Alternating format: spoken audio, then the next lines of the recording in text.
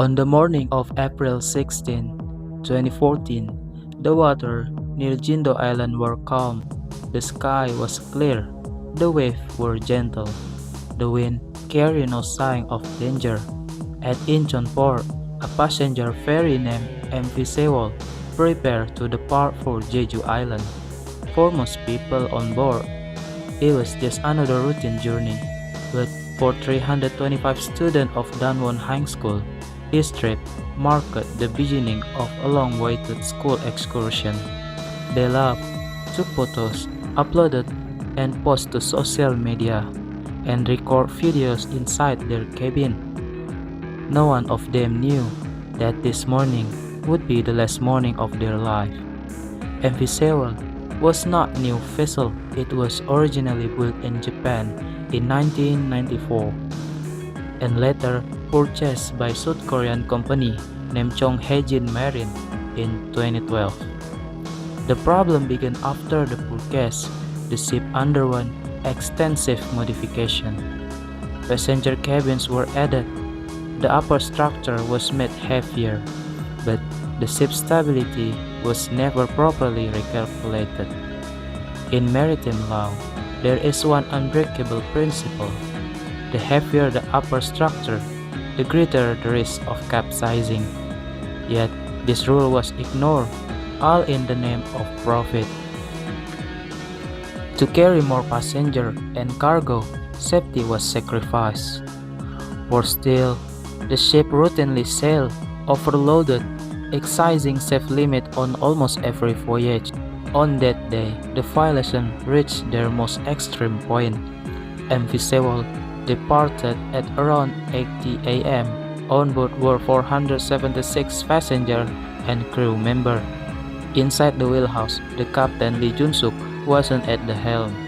Instead, he handed control to the third mate named Park Han-kyul, an officer with limited experience, particularly in the strong current around Jindo.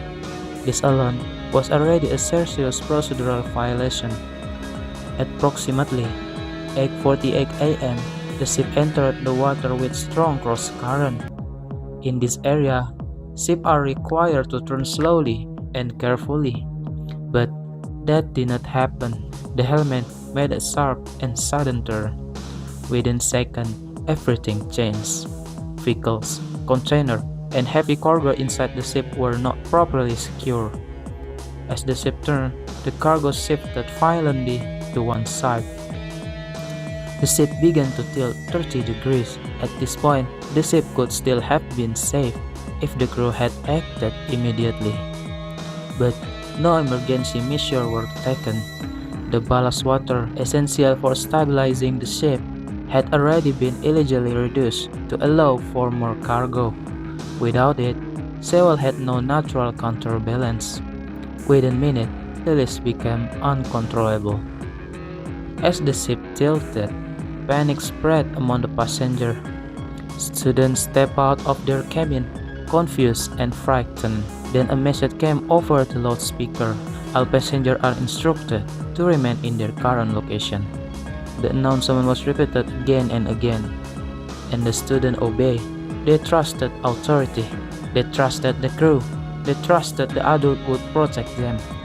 But that trust became the deadliest decision on the day. While passengers were ordered to stay inside, what was the crew doing? Many were saving themselves. There was no coordinated evacuation, no organized distribution of life jackets, and no clear guidance to reach the outer decks. Even worse, Captain Lee Jun-suk abandoned the ship. He boarded a lifeboat and escaped, while the 100 remained trapped inside the slowly capsizing ferry. This wasn't mere negligence, it was a betrayal of captain duty. By around 9:30 a.m., the ship had tilted nearly 90 degrees. Stairway turned into a wall, corridor became trapped, seawater rushed in.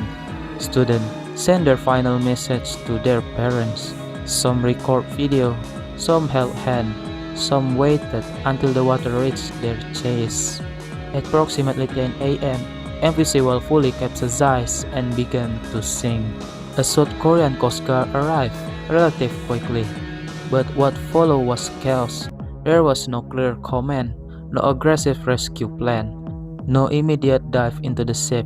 Helicopter evacuated those already outside, but the 100 trapped inside were effectively abandoned. The golden rescue window, the first 1 and 2 hours, was wasted. Ironically, local fishermen and civilians acted faster than official responders. They rescued those who managed to escape the ship. But for the students still trapped inside, it was already too late. Some were seen trying to break the ship window, but the glass was reinforced, and the water pressure made the escape impossible.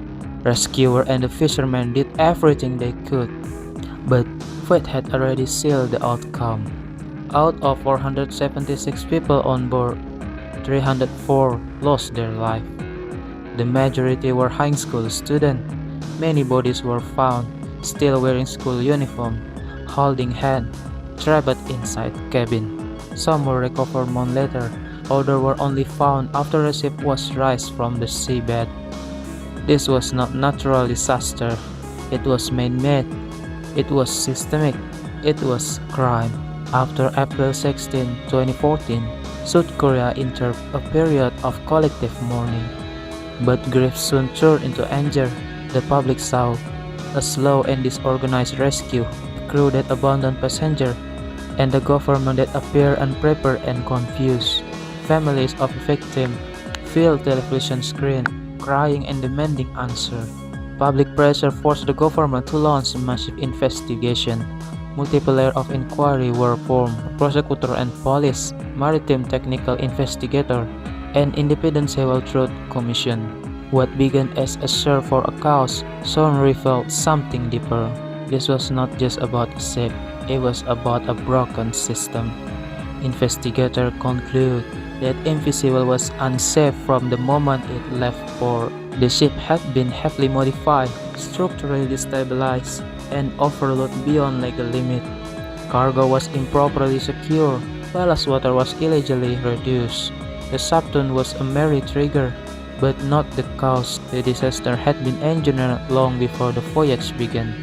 Captain Lee Jun-suk was arrested and charged with gross negligence, abandoned passenger, and failed to perform rescue duty. He was sentenced to life imprisonment. Other crew members received long prison terms. Yet, many believe justice was still incomplete. Song Hae-jin Marin was found guilty of systemic overloading, forged safety documents, and ignoring repeated warnings. Behind the company stood Yo Byung-un, a businessman, a cult leader, a man operating from shadow. After the tragedy, Yo disappeared. A nationwide manhunt followed. Then, in June 2014, a decomposed body was found in remote field. DNA confirmed it was Yo Byung-un. The government declared his death natural. The case was closed, but the public suspicion was never fade.